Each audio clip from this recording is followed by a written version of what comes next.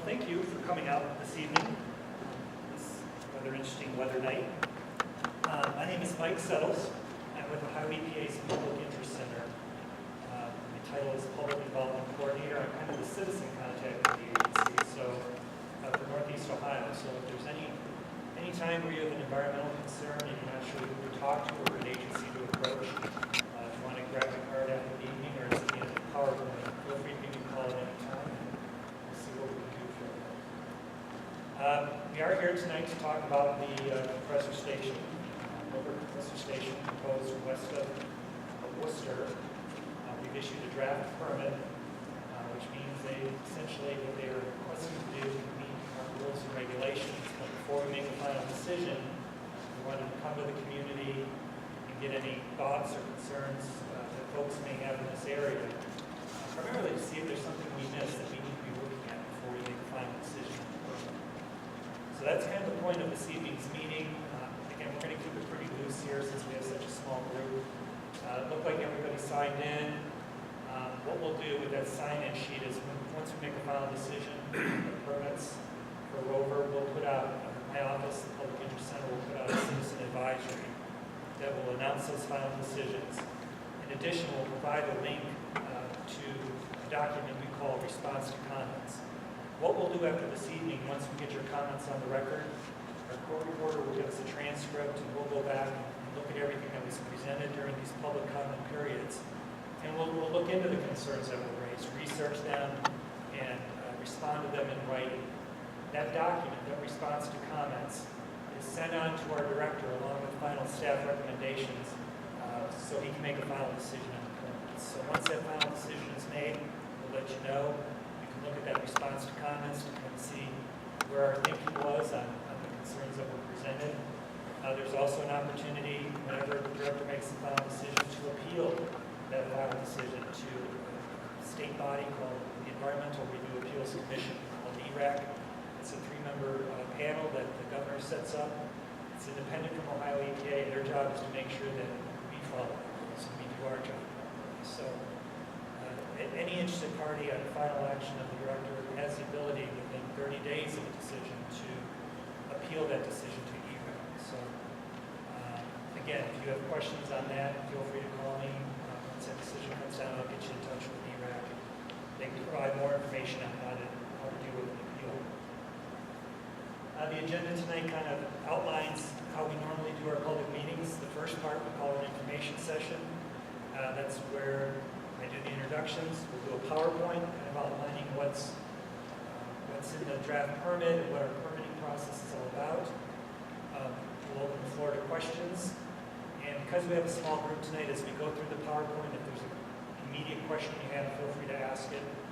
Again, we'll keep this kind of loose. We'll try to answer any questions you have. If there's something we can't answer or we don't do a good job answering it, I would encourage you to ask that question again during the second part of tonight's meeting, which is the public hearing.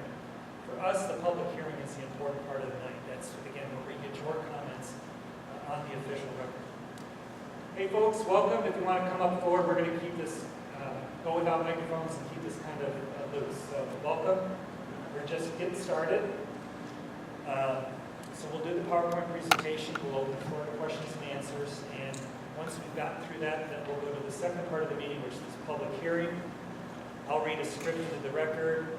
We'll have the court reporter start to take down your comments. If you do want to present a comment during the public hearing, if you wouldn't mind putting your name on a blue card and getting it to one of us, we'll use that to keep track of where we are at the queue. 5 minutes or whatever time you need tonight, I think we'll be fine. So you get your comments on the record. And then we'll call it a night. Let me introduce who's with us tonight. Way down at the end, we have Zarica Dayavich. Zarica is the permit writer. We call her Z, by the way, so feel free to ask her to say Z when you need her attention. Z is the permit writer for these compressor stations, and she'll do part of the PowerPoint presentation. We also have Mike Hopkins. Mike is in our central office and heads up the air permitting folks at our agency. And he'll also address a few of the slides in the presentation. Then we have Kurt Princik. Kurt's our chief of our Northeast District office. Our Northeast office represents the Northeast 15 counties of Ohio, including Wayne County. So again, anytime you have an environmental concern, call me, or if not, Kurt would be happy to help you out as well. We've got some other folks from our agency here that will help us out if we need it. Otherwise, I think we're pretty good to go. Does anybody have a question about how things will work this evening? Okay, if not, Mike, if you want to go ahead and kind of start the first few slides. Mike's going to talk about some of the things that fall under our regulatory authority and some of those issues that don't.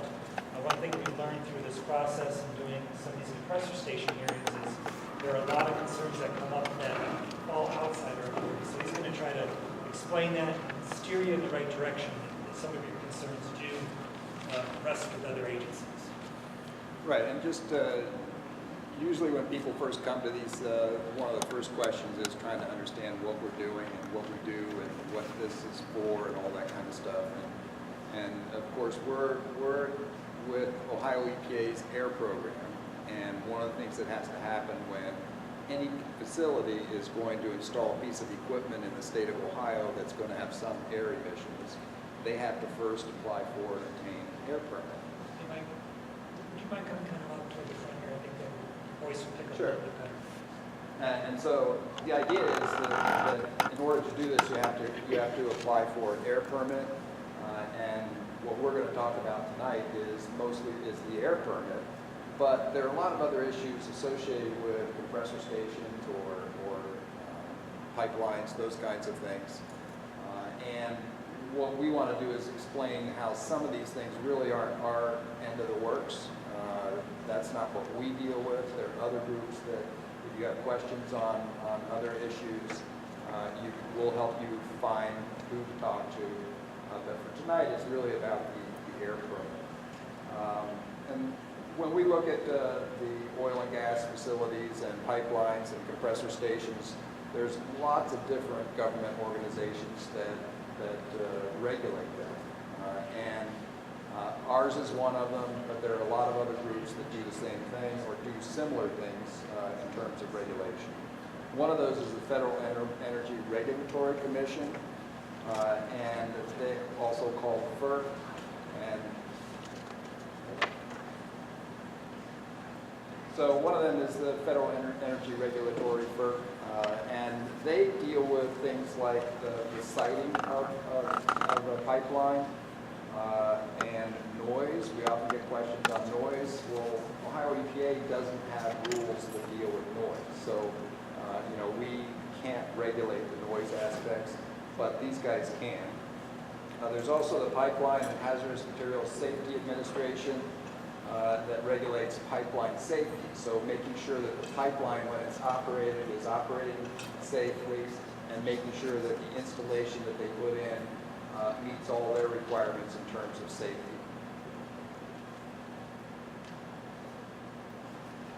Some of the other questions that we get is, what about eminent domain? Because a lot of these pipelines end up going through people's property. And that, again, is something that Ohio laws regulate, but it's not something that Ohio EPA regulates. So we don't really have a choice on where that pipeline goes. But the general state of Ohio rules dictate how that happens. There's also a lot of local laws on regulating siting and traffic and noise. So sometimes you'll have local ordinances that can regulate those kinds of things. And so that's another location where you can try to figure out whether there's any rules on those. Typically in the rural locations, there's less of that. But you need to talk to your local authorities to try to find out what regulations there are that govern siting, traffic, and local noise. We have the Division of Surface Water, which is another division of Ohio EPA, which handles the wetlands and stream issues. In this case, for this compressor station, we don't have any wetlands or streams for that part of it, but there will be for the pipeline where it goes across the state. The company will need to go through our surface water folks to make sure they're doing things they're supposed to do for the pipeline or from the surface water stream. So our end of it is the air pollution. And any kind of facility like this will emit some air pollution. And like I said earlier, they have to apply for a permit in order to do that, to be allowed to do that. There may be, I've only listed some of the major or organizations that regulate pipelines. There may be some others that also regulate pipelines that we haven't listed. So some of the things that are really outside our ability to regulate is the actual location of the compressor station, any noise levels, that's not something that we can do, traffic, safety issues, the actual route, eminent domain, like I mentioned earlier, anything like setbacks from homes or businesses, and even things like the impact on property values. Our organization doesn't have rules that affect those things, so we can't, we can get your comments and try to direct you to the right location on who you should talk to about that, but we want to at least let you know that those kinds of areas are not something that we have control of.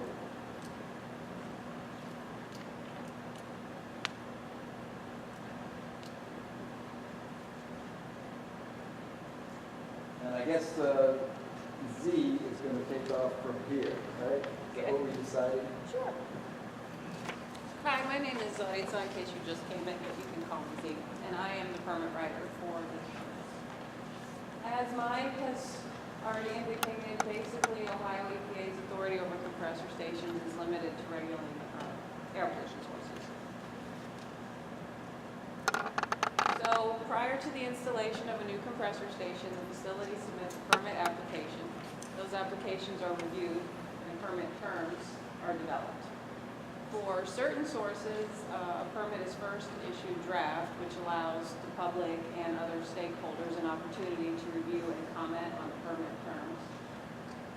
Public hearings like the one tonight are held if there is significant interest from the public or if the facility requests such a meeting. So all public comments received from either reviewing the draft permit or through a public hearing are considered before a final action. Tonight's discussion is for the mainline compressor station 2 in Wooster. This station is about 9 miles west of the city of Wooster,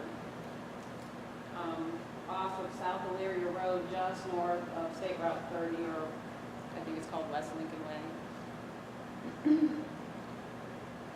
This is just a simplified diagram of how the compressor station is going to be set up. So I will kind of explain it.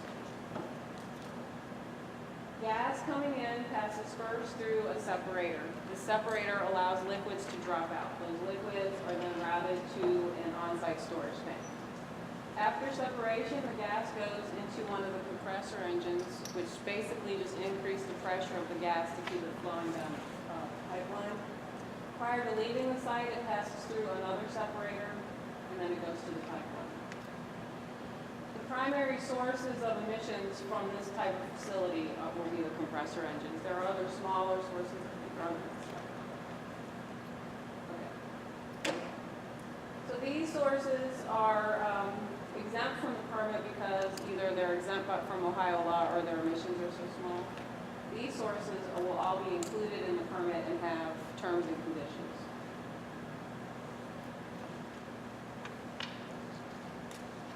So these are the emissions from this facility. Oxides of nitrogen, volatile organic compounds, carbon monoxide, formaldehyde, and particulate matter. The majority of these emissions are byproducts of natural gas combustion.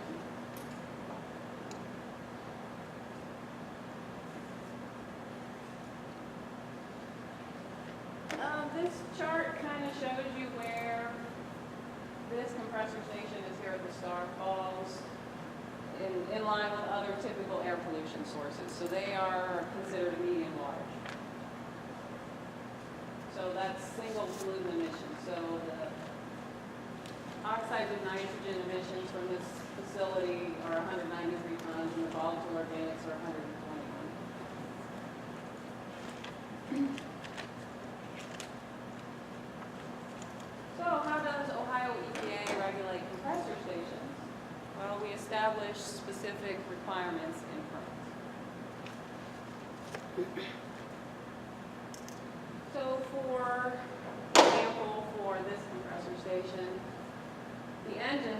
to have continuous monitoring requirements. They will monitor the function of the catalyst, which is the control device for the engine, to make sure that it's working properly.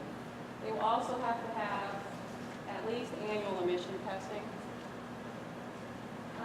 For the equipment leaks, the facility is required to implement a leak detection and repair program. So basically, they use a specialized camera or instrument to detect any leaks from these sources, and then they have a time frame to repair any leaks. The other activities will have operational restrictions, which make sure that emissions are minimized during these activities, such as making sure that the fittings are tight for truck loading, or that any hatches are closed during different activities. But all of the pieces of equipment will have record keeping, and then the facility will be required to submit at least annual reports. This slide is kind of self-explanatory. We'll be accepting comments for June 20th, and then after all the comments are reviewed and responded to, right, they will make a final decision. So if you, I forgot to tell you, if you have not had a chance to review the draft permit, you can go to the Ohio EPA website and you can view it there. So you can testify this evening, submit your written comments this evening, or you can submit them by mail or email to me. And I believe my information is in the packets that were handed out at the front. For any other questions after tonight, including issues not concerning this, our authority under this permit, you can contact Mike Settles right there, and his information also in the packet. Thank you, Steve. Mike? A couple people came in a little bit late. We'll do a Q&A right now, and then the second part of the meeting is public hearing, is when we're going to let your comments on the record. So, questions? Wooster. Yeah. Do I need to stand? Yeah, your voice is a little soft, so speak up a little bit. I have questions because, as you know, we had a Ohio EPA hearing in Medina County in February about the Spectra Nexus pipeline, and we haven't heard from our comments yet. I don't know how soon that will be. We're still working on it. You guys gave us a lot to look Well, at. what I wanted to know is, I know this is the Rover pipeline, but are some details the same, like in Medina County, we're going to have that blowdown every 32 hours, no matter what the weather? Is this compressor station the same way? The toxins are going to be blowing in the air every 32 hours? The blowdown how often is the blowdown going to be? You're going to have a blowdown, right, because of the pressure in the pipeline? Most blowdowns are from engine venting activities, so they're occurred during maintenance activities. So There's no specified. you're not going to have a blowdown for this particular compressor station then? Yes, they're permitted. And do you know how often theirs will be? Ours is every 32 hours, so There's not a specified time. people won't know, okay? It could just be any time. They do have to document every time. this But event they're not occurs. telling you, the company's not telling you when the blowdowns will be then? No, they'll have to keep records on when they have to do blowdowns. And for everyone else, a blowdown is a case when you have to do some maintenance on either a piece of pipe or on a piece of equipment. It's similar to a case where you had an automobile tire and you had a nail in it. And they would take the tire off, and what would they have to do? The first thing they would have to do is release the pressure out of their tank, or out of that tire. And then once they get the pressure out, then they go fix the tire. Well, the same thing happens with a pipeline or with a compressor, where you need to do maintenance on it. And in those cases, what you have to do for that amount of gas that's in that particular location, you have to release that gas. And that's called a blowdown. They're temporary. They only are done when the source needs to have some maintenance on it. And so it all depends on the maintenance that they have to do, when they will actually do that. And so, I think we have some information in the application on what they expect to do, those kinds of things. This one's different then, because ours isn't for maintenance, it's just to relieve the pressure. We were told every 32 hours the benzene and toxins will be in our air. So then, is the EPA going to test the air beforehand, or is Rover going to self-regulate like Spectre Energy Nexus pipeline? They're just going to self-regulate and tell you whatever the figures are. Yeah, the way this permit works, and similar to the other one, is that when a company is going to first install one of these facilities, we require them to do air pollution testing of, in this case, the engines. The engines are the largest source of air pollutants. And once they install them and get them up and running, they're required to do what we call stack testing, where they actually run the engines and they pull samples of the exhaust and actually analyze that exhaust to see if it meets the air quality requirements that are in the permit. And so there'll be initial testing to make sure that equipment was installed like it's supposed to be. And then there's also periodic testing. I think it's every 3 years and a certain number of hours of operation for the engines that they have to go back and make sure the equipment is still operating correctly. So if it's every 3 years, we're told that the chemicals that's going to be emitted is from the specs of the company, okay? And that from what we know of other compressor stations, the chemicals or the releases are in the air very widely. It's not the same every day, so they're going to test every 3 years. That seems, but I guess that's the rule. Yeah, what I was talking about is the engines themselves. There are other requirements in the permit to make sure the equipment is operating correctly. There's also another requirement in the permit that requires them to check for leaks from pipes and flanges and those kinds of things. And they have to do that initially quarterly to make sure that they don't have a lot of leaks that are going on with the pipes. And so that's something that would happen quarterly. They also have other restrictions where they have to keep records on how certain equipment is operating to make sure it's operating correctly. Right, so they're self-regulating, they're keeping the record, but then they let you know, you don't come out and check. They're telling you what they have. And I know at our hearing, from the permits, the experts we had testify, that Dr. Belovich, they did find that some of the chemicals were above, that were to be emitted were above Ohio EPA limits, but you said you couldn't do anything about it, and I didn't know if the same is going to happen here, but just wanted to let you know, people know. And we're using the Community Environmental Legal Defense Fund helping us. Thanks, I guess you don't have Yeah, it. I think those are good comments, and I think if anybody's got comments on these, to go ahead and submit your comments, and we'll respond to those. I will say that what we expect to do is, what we put in the permit are the limits that the law restricts these kinds of sources to. And also, because they limit those emissions to those levels, we believe that they are protective of public health, because that's why the laws are there. They're there to protect public health. So when the idea is to make sure we have all the limits in the permits that meet all the applicable air pollution regulations, and by doing so, it will protect public health. But you're going to let them give you the figures. You're not going to ever come out and check and see if that's really what they are. The EPA doesn't check. The company self-regulates.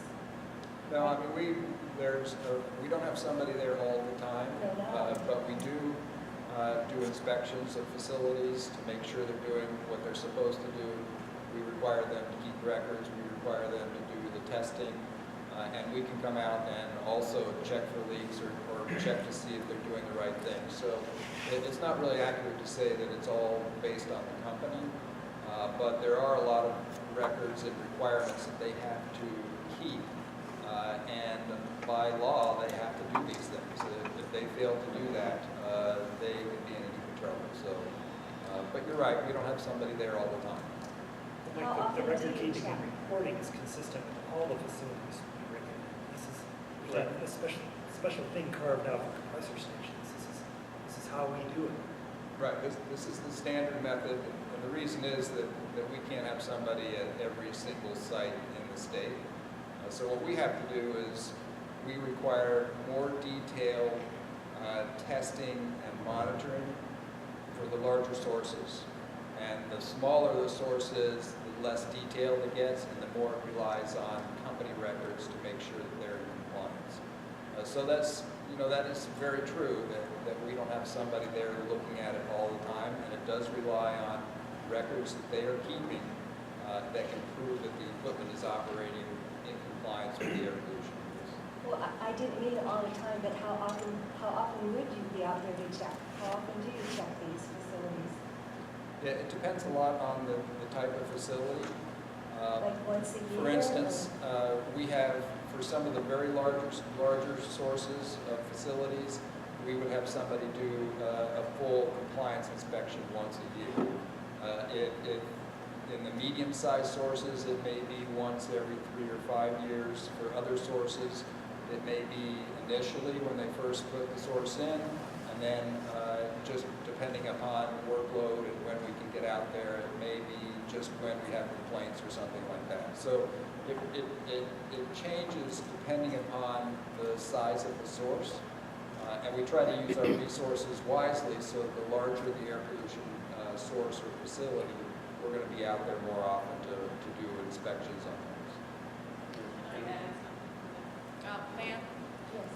as far as the testing, for emissions testing, it's conducted by a third-party company, and we do witness the stack test. I'm not sure if you were asking about the testing.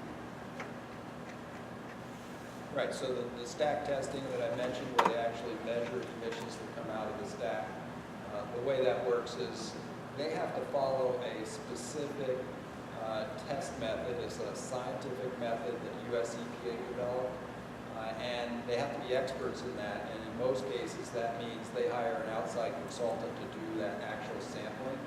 When they do the sampling, we're actually there on site to make sure they're doing the sampling correctly, that they're following the method that designed correctly to actually measure that emission. And then when they end up having to put together a report, submitting that to us, and we go through and analyze that report to make sure they did things correctly. So in that case, when you're doing the stack test, it's not necessarily the company that does that. In this case, it'll typically be a consultant who's an expert in doing that testing.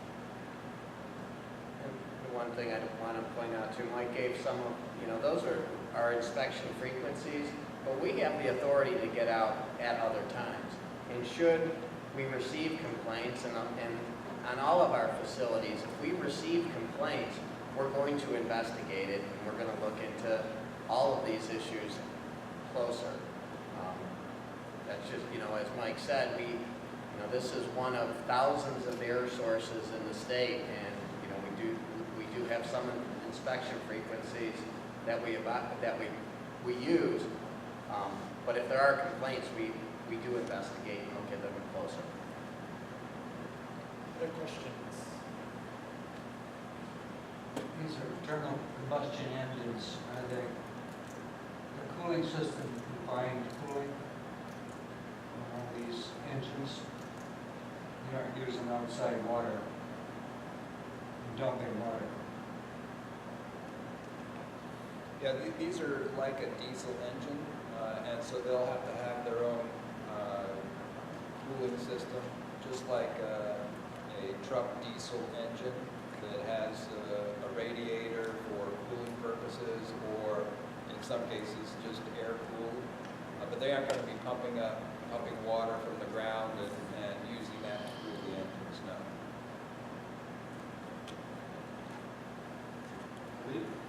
They don't be powered by natural gas. Powered by natural gas? Right. That's correct. The engines are powered by some of the natural gas that's in the pipeline, and they just pull some off of there to run the engines. Correct. So the natural gas that's in these pipelines is the same natural gas that you and I use in our homes, and it's just basically that's what it's for. Isn't it shale drilling, fracked gas with the chemicals in it? I'm sorry, Kathy, did you say? Isn't it the shale drilling fracked gas with the chemicals in it? This natural gas comes from a pipeline that comes from eastern Ohio, where they're doing a lot of the shale drilling and getting natural gas from that. When that gas comes up, they take it through a process that removes all of the materials that you would use in other situations. So you end up cleaning it, and basically you're ending up with pure natural gas, which is typically methane and some ethane, and that's No about it. radon in it.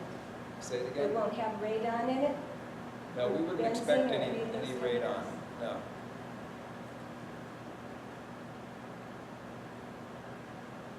Any other questions? Is it tested for radon? Yeah, there is a detailed analysis on how the gas, what quality the gas has to be. It's not something that we do, but it's something that other organizations do to make sure the gas meets certain specifications.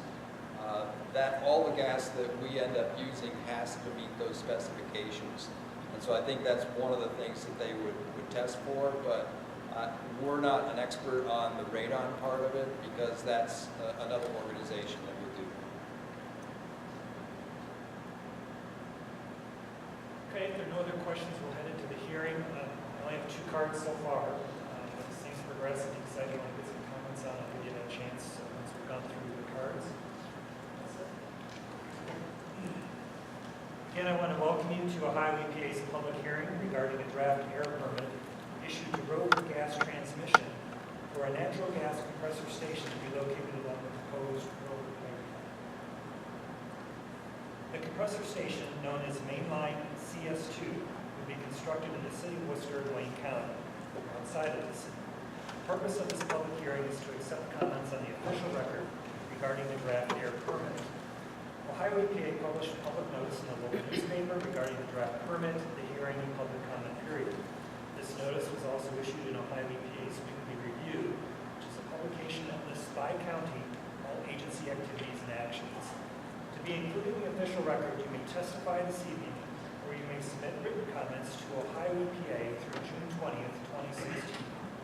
Comments should be mailed to Zaritza Dayanovich, 2110 East Aurora Road, Twinsburg, Ohio, 44087, or emailed to zaritza.dayanovich@epa.ohio.gov. The addresses are listed at the bottom of this evening's agenda.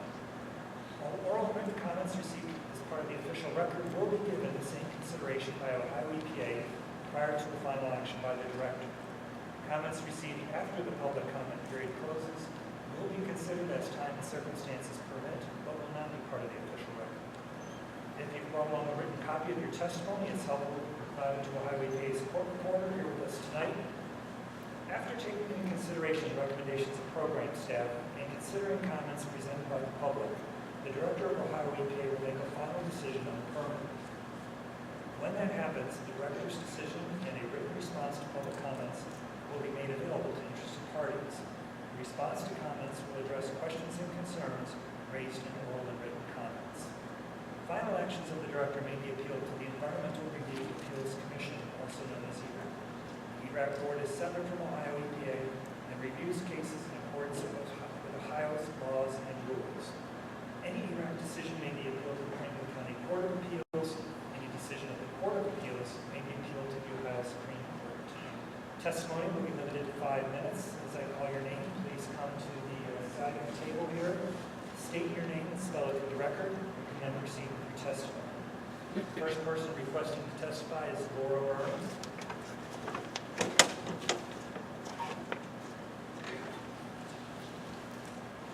Laura, you just want to stand there and project out as we're going over here. And go to. My name is Laura Burns, Laurabeurns. I'm from Mansfield, and I'm part of the Moms and Air Force, and I'm here today to talk to you and ask you to seriously consider the health aspects of anything to do with the oil and gas industry, particularly on the health of our children. Yesterday, there was a report released, a nationwide report, and it shows that Ohio has 31.68% of our residents are impacted by the oil and gas industry, specifically for your health. And I noticed, you know, with the inspections and the kind of plan that you have laid out for that, I respect your process, but I would like to mention that if we have such a high percentage of people who are being impacted by the emissions, namely methane, benzene, toluene, and all those other carcinogens, more than every couple of years would really be beneficial, considering that our children are growing and our elderly are also breathing the air too, you know. And I understand that the bulk of the oil and gas industry is concentrated on the eastern portion of our state, but at the same time, we're all breathing the same air, and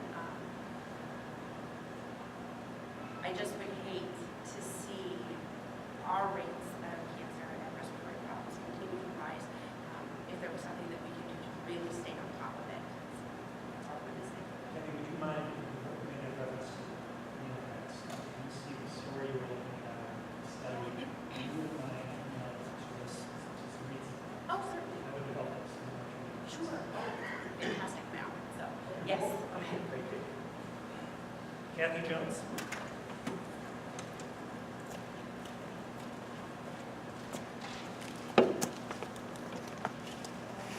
From Medina County, and we already had our Ohio EPA hearing on a compressor station. So my only concerns are, which will probably be your concerns too, unless, from what I understand, all compressor stations are alike. And we had a gentleman testify from Carroll County at our hearing, and we know the illnesses and so forth that they have. So when you're saying you're just going to check every year, or the smaller stations don't get checked as often, we already know from the experts that we had at the hearing when they testified before you in February that Dr. Milovich and the others mentioned the benzene and formaldehyde and radon and toluene and nitrous oxide, and a lot of them are above EPA limits, we found out, and over many townships, and part of Medina City and Wooster are involved in that. There's our compressor station is going to be right near that part where the children go to, and it is going to affect them with the benzene levels. And are you taking pictures of me for a reason? Yeah, I covered this with you. Okay. We're concerned about cancer clusters, leukemia in children, and we're here to say you really need to look out for your environment in the future. And if the EPA can't check it sooner, you know, we're told we have to find ways to check it ourselves. But this is really, really, really important. And if you need any other information, you can contact me through sustainablemedinacounty.org, and you can contact the Ohio Community Legal Defense Network. They're helping us try to get a county charter so that we can stop our pipeline, next pipeline and compressor station. Thank you. Anyone else want to get some comments on the record? I have a question, I don't know if you covered it or not. Well, we have to close out the hearing. The hearing's only for comments from the public. We don't go back and forth. But if you want to come up after, Yeah, we'll answer that. unless you want to get something on the record now too, you can pose it as a question. No use posing it, you don't cover it. Well, we'll go back and look at your questions presented. And come on up, get your thoughts on the record. Then we'll have state your name, spell it for us. My name is Leonard Deuce, and I'm probably about a quarter of a mile from the pumping station. My question is, you cover water wells. You will be going under Route 30 on my farm, and my land lays approximately 30 feet above it. My water